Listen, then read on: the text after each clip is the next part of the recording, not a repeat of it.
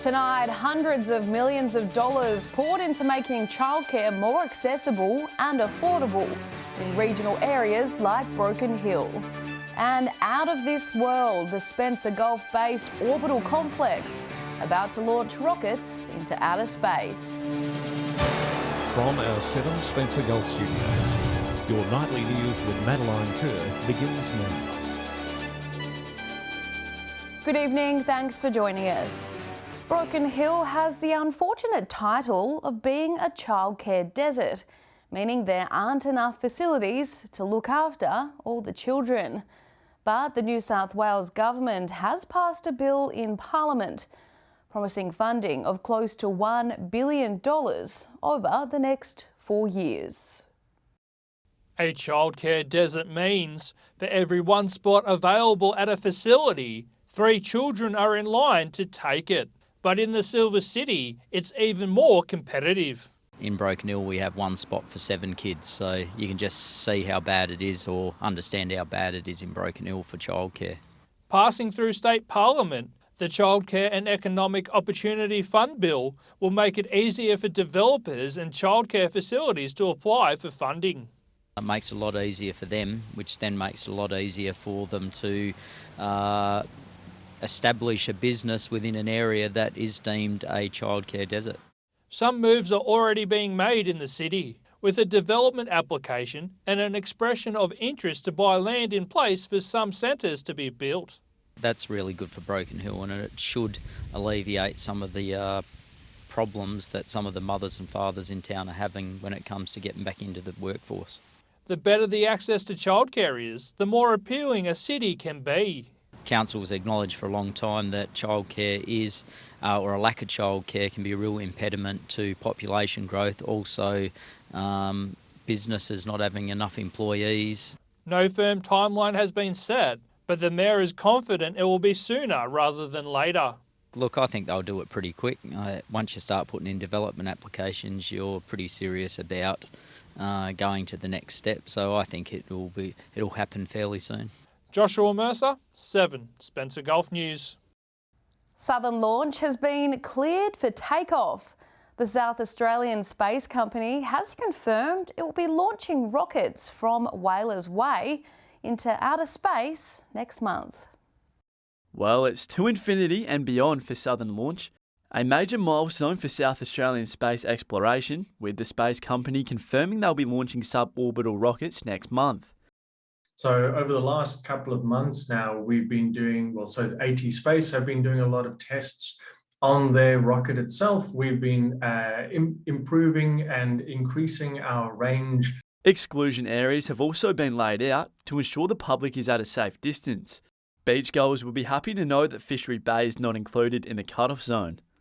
Key thing with the exclusion zones is that they're designed to ensure that the public is safe at all times. So we work with quite a few different regulators across different aspects of the launch. The zones are granted by government bodies at local, state and federal level. Lloyd and the team have also been working with key industry advocacy groups to minimise the impact on the local agriculture industry. Naturally, we work with local industry to understand and make sure that our planned operations can integrate into existing plans in the area. The launch is set to bring a major boost for the Port Lincoln economy.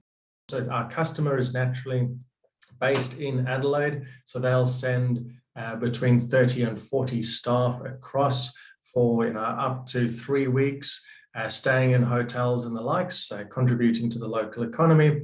And if you can't make it down to Whalers Way next month, the launch will be live streamed online. Henry Millick, 7 Spencer Gulf News. There is just over 2 weeks until polling closes for the local government elections, and candidates are continuing to make their pitch to voters. In Port Augusta, the race is tightening for the 13 candidates running for the 9 seats available as voter pressure increases and the city's antisocial behaviour continues to dominate. Local business owner and candidate for Port Augusta City Council, Gary Singh, is fed up with the deteriorating conditions caused by antisocial behaviour, especially the increase in public urination. Who pissing on the streets? They are doing like animal things. Mr Singh, who is campaigning for better security and more housing, says the local Indigenous population are frustrated with the poor behaviour brought on by some out-of-towners. I'm not saying all people, but some people, they don't know how to live in the community, how to live in the family. It's just a bit small amount of people. We can control them. It's okay. If we strict, the cops are strict, we have enough security, we make Port Augusta good. The situation's changed. You've got obviously a lot of people came here during COVID and they've stayed here. There has been a lot of problems caused by that and the alcohol that's been consumed in Port Augusta. In my opinion, it's not a one-agency approach, it's a multi-agency approach. Meanwhile, former police officer Sam Bates is ramping up his campaign for council with a focus on better communication and transparency. The council doors are still closed to the community. They can't attend functions, it's Zoom only. So obviously the elderly people within the community, some of them can't use Zoom, and it would be really good perhaps to get those people back into the council chambers again. Voting closes on November 10th at 5 p.m, just over 2 weeks from now. Daniel Pizarro, 7 Spencer Golf News. Whyalla Go-Kart Club members have once again taken to the track for a full day of racing, despite some turbulent weather conditions. Always on the lookout for new members, the crew also lent a hand to a familiar-looking rookie as they took to the track for the first time. From standing on the sidelines to speeding around the track, the Whyalla Go-Kart Club welcomed novice racers into their fold this week, giving locals the opportunity to get behind the wheel of one of their karts. This week's race meeting the perfect chance to put the club's Bring a Friend system into full effect. I think it'll be a lot of fun. You know, I've been wanting to get onto the track for a while. My partner's been racing and thought it looked like heaps of fun, so happy that I get to give it a go. Long-time club members were excited to see the enthusiasm from new drivers, helping them to suit up and, of course, get engines going.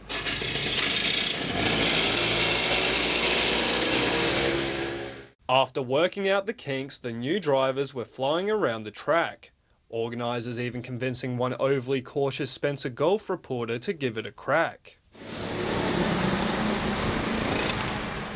The Whyalla Go-Kart Club is showing no sign of slowing down, and members are encouraging community members to come out and jump in the driver's seat.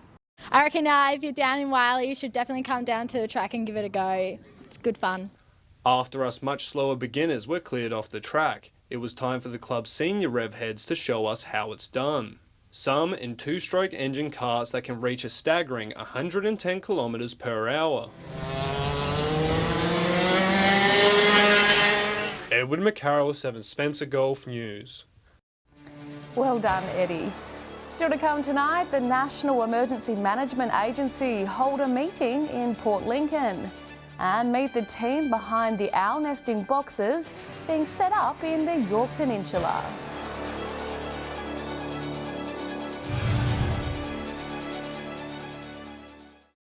Welcome back. In a year with wild weather ravaging all corners of Australia, there is no better time to get your safety preparations in place. Now, the National Emergency Agency is running community outreach programs, helping Eyre Peninsula businesses prepare for the worst. Damaging floods and wild weather has wreaked havoc in local townships this year, leaving many with nothing. A sad reality which has seen thousands of Australians forced to flee their homes. However, the National Emergency Management Agency has hit the road holding seminars to help people get prepared. So what we've been doing over the last couple of days is some prevention or preparedness workshops, so working with communities to make sure that they're ready for what may or may not be coming. The pilot program is visiting 10 sites across South Australia, already holding workshops in Cummins, Lock and Port Lincoln. The session in Port Lincoln focusing on protecting small businesses. If you've got a small business, obviously over recent years really severely impacted by COVID, so making sure that if there are changes to legislation or impacts that happen in society, that your business is able to cope with those changes. The agency also inviting along emergency services, connecting them with locals. If we're able to connect people with the services that are around in the region, we have Oz Industry, Red Cross, we have Community Bushfire Legal, PIRSA. However, preparing communities isn't the only part of the agency's program, as they also carry out a response phase if things don't go according to plan. When something goes wrong, we are there on the ground. We actually work with the response agencies. Obviously, we have the SES and the CFS and all the response agencies out there. Henry Millick, 7 Spencer Golf News. Clements Gap Conservation Park is 11 square kilometres of undisturbed bushland and just a 15-minute drive from Port Broughton. This unique plot of land has inspired a group of locals to meet up and monitor the activity within. Inspired by a similar program in the southern York Peninsula, Friends of Clements Gap have taken to the bushland, installing nesting boxes for barn owls to encourage population growth. And so far, it's not just the conservationists having a hoot. And found that down in southern Yorks, they'd had a really high success rate and up to 5,000 mice being eaten by the barn owls. So we thought, okay, we can give this a go. The boxes have a dual purpose: protect the owls and eliminate mice populations in the area. It's only early days, but the group is hopeful they will soon see results. We've got 7 nests around the park now, and the 7 nests are still vacant. Well, they've only just been put in. So we're really hoping that very shortly little ones will start to appear. Cameras are set up in nearby trees, so any activity will be captured. Although no owls have been captured on film yet, there are signs of owl life, as droppings have been sighted under the boxes, as well as an owl visiting a local farm. And the conservation park's the really important part, and we need to look after that which is here. If you're interested in joining Friends of Clements Gap and the current project, they can be contacted via their website. Annabelle Francis, 7 Spencer Golf News. Tickets for next year's Mundi Mundi Bash are now on sale. The lineup was announced last week, with the likes of rock legends Ice House taking to the plains to entertain the masses. The past 2 bashes saw close to 10,000 people enjoy the festivities over the 3 days. Other acts for next year include Pete Murray, the Angels and the Hoodoo Gurus. Stay with us after the break. How dining out in Broken Hill will be impacted by the latest plastic ban. And students from across the Mid-North enjoy an unforgettable day in front of the camera.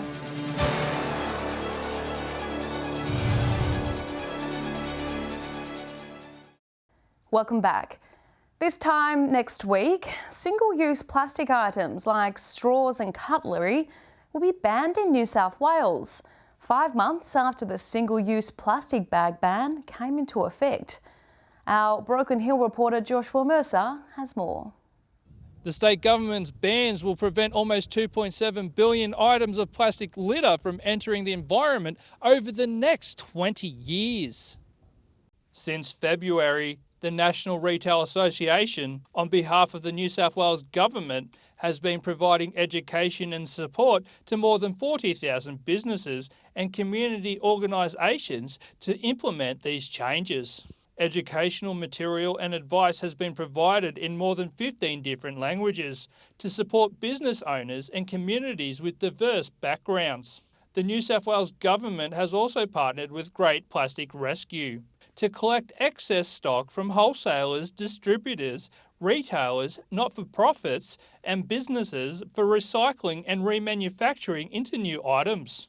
Last month, a campaign was launched called Stop It and Swap It. The advertising is eye-opening, but it focuses on the ocean, with no mention of the state's inland waterways.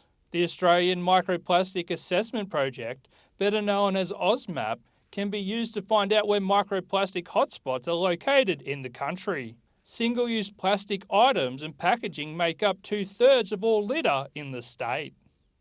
A reminder that this ban will come into effect on Tuesday, November 1. For more information, visit the New South Wales Government website. Joshua Mercer reporting there. Students throughout the Mid-North travelled to Port Pirie last week. The school-aged kids converged to participate in a workshop, creating their own song and dance routine for a professional music video, something they'll never forget. When the students were told they would write a song and choreograph a dance routine in 2 days, they were sceptical. Because as I presented to them that we'd have a song and a video by today, they all shook their heads and doubted me. Writing their very own song is something many of the students have wanted to do, but have struggled to do alone, and say support from like-minded people is just what they needed. Just the whole songwriting process has been something like I've been struggling for ages, so this has really helped me to get a lot better in that sense, and it's just been so fun to try all these different things. The process behind the song and video is an inclusive one, as Adam wants everyone to contribute and try something they may have not done before. That they learn is that they are more powerful and more possible than they ever thought they were. Adam enjoys visiting regional areas and hopes his workshop can take place annually in Port Pirie, and the students feel the same. I think we should do it more often, do like this. It's been good to help make new friends and everything, and so it's very inclusive and fun. If you would like to bring Muso Magic to your school, you can contact Adam via his website and Facebook page. Annabelle Francis, 7 Spencer Golf News. Stay with us after the break. Reporter Daniel Pizarro has this week's sport wrap from across the region. And Ruby Cairns will have all the Spencer Golf weather details.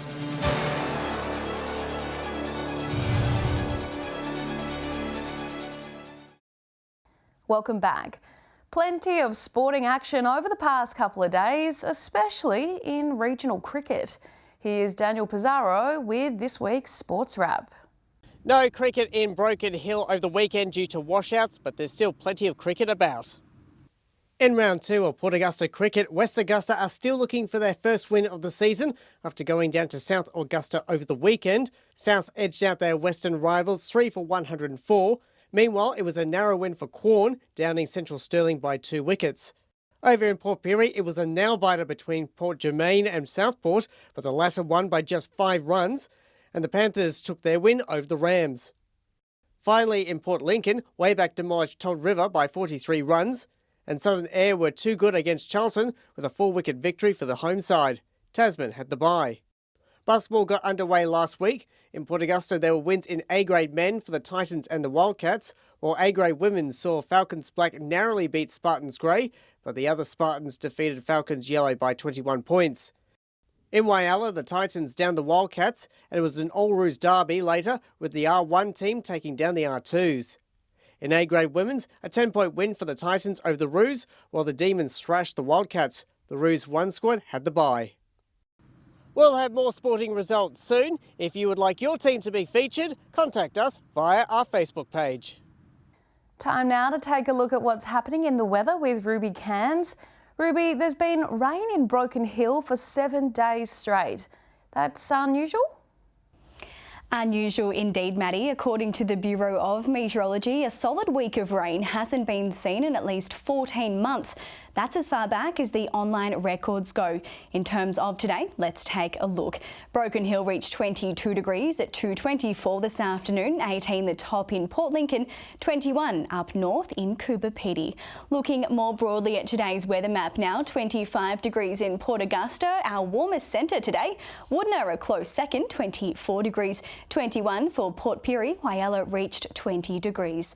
Let's take a look at the satellite image now. A trough and low pressure system near the southeast of SA will remain in the vicinity until the end of the week. Another trough and low pressure system is moving across the west and north today and tomorrow ahead of a ridge of high pressure. Moving on to tomorrow's weather outlook now, we'll start with the Gulf waters. South to southwesterly winds 10 to 15 knots, decreasing to about 10 knots in the late evening. Seas around a metre. A south to southwesterly swell below a metre as well. Shower or two for Port Lincoln, 19 degrees for Wednesday, down to 11 degrees overnight. Very similar conditions for Cleve, a shower or two and 20 degrees the top. Woodner will have some showers around 22 degrees. More of the same weather around Whyalla, showers and 20 degrees, 22 for Port Augusta, a medium chance of showers up to 1 mil. Between 10 and 20 for Kadina, showers there as well. It's looking a bit drizzly around Port Pirie for tomorrow, 21 degrees, a shower or 2, 17 for Clare. Partly cloudy for Broken Hill, a slight chance of a shower between 12 and 23. Taking a look further through the week now, starting with Thursday's forecast. Sunny in Coober Pedy, 25, partly cloudy 23 for Port Augusta, 21 in Woodner and Whyalla, partly cloudy there as well. A possible shower around Port Pirie, 21, 19 for Port Lincoln, 18 for Adelaide. Moving on to Friday's outlook now, Kadina and Adelaide, the only centres on our map expecting some rain. Partly cloudy everywhere else, 27 up in Coober Pedy, 23 for Port Augusta, 22 on the way for Woodner, 21 in Whyalla, Port Pirie and Broken Hill. And taking our first look at how Saturday's shaping up, and just like that, the rain is back everywhere except for the Silver City. Partly cloudy and 22 for Broken Hill, warm up in the opal capital of the world, 29 degrees, 19 for Port Lincoln and in the capital. That's all the weather from me tonight, Mads. I'll see you a little later on with an update. It's back to you. Thanks for that, Ruby. And that's the local news this Tuesday. I'm Madeline Kerr. From all of us here, thanks for joining us. I'll have updates a little later, but until then, enjoy your evening. Good night.